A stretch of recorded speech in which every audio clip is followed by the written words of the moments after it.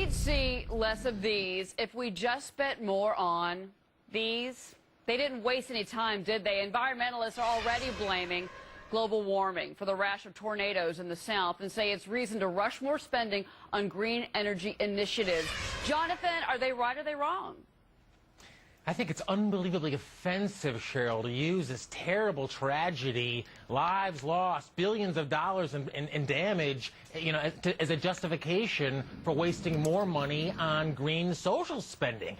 Thankfully, we live in a modern industrial world where, the Greens don't run the table and we actually have the means to protect ourselves against some of these tragedies. But the fact of the matter is that the environmental movement now uses any natural tragedy. And you know what? In the natural world, there are natural tragedies. They use every natural tragedy, global warming, global cooling, to push for more wasteful spending on green energy programs. Their goal is to hurt mankind, and it's just shameful that they use this terrible tragedy to push their agenda. Christian, we've had instances like this before when it comes to tragedy and tornadoes. Go back to 1965, go back to 1974. Nobody was talking about global change then. Are we wrong now to kind of jump on this bandwagon before we have more facts in place? Well, look, the only conversation from a policy perspective we need to have now is how to provide the emergency assistance and rehabilitation to the communities devastated by these violent storms. But that should also, Jonathan, not mean that we dismiss any talk about what we need in terms of green investment for the future. It's not green social spending, it's green investment and business spending. The facts are very clear. If we're going to be a part of winning the energy markets of the future, it's going to be built on green technologies and not non-renewable, non-efficient sources of energy. I'd like to separate these conversations. The devastation in the Southeast needs its own attention. The green conversation is a different one, but it's nonetheless an important one to have. Well, I will say this, John Layfield, they're the ones, the climate change group has already brought this up. They've been blogging about it, writing about it. This is the reason we need green energy initiatives. So they're the ones that have already kind of crossed the line here. But scientists back in 2007, John Layfield, were warning that we were going to have more severe storms because of climate change. Do you agree? Look, we've definitely got something going on with crazy weather. You look at 4,000 years ago, Egypt was built because you had global warming at that time, which turned the Sahara from an oasis into a desert. People migrated to the Nile River.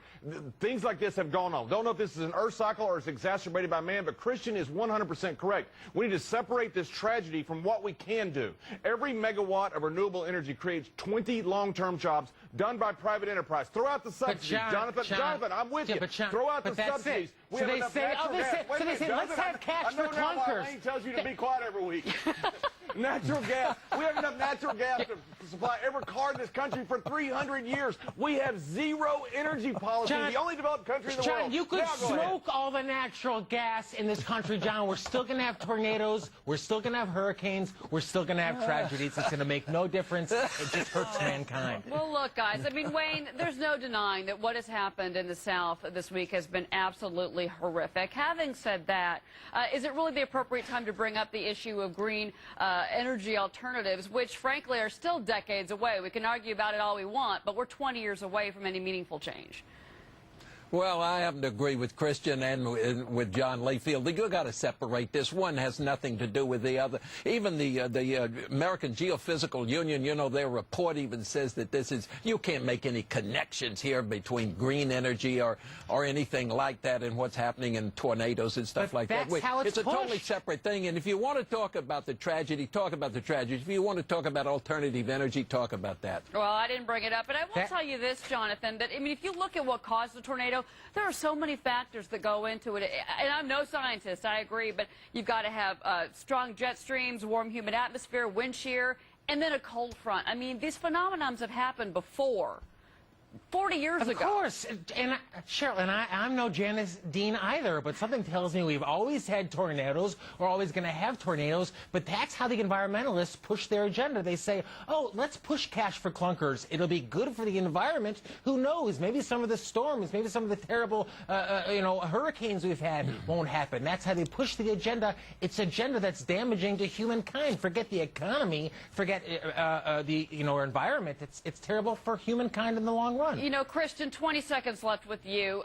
Do you really think that we can do, in effect, good climate change, maybe as far as green energy, but not have the debate now, maybe have it in, say, a couple of months? Yeah, I mean, I think we absolutely have to. Just like it's unfair to link the tornadoes with any definitive conversation about climate change. It's unfair to castigate the environmentalists as part of this as well. They're just separate issues. And, you know, maybe it's right that our climate changes are human-made and will result in more violent activity like we've seen in the Southeast, but maybe not. That's a point to be determined later. Yeah, let the facts bear themselves out. All right, gentlemen, thanks to all of you. Coming up,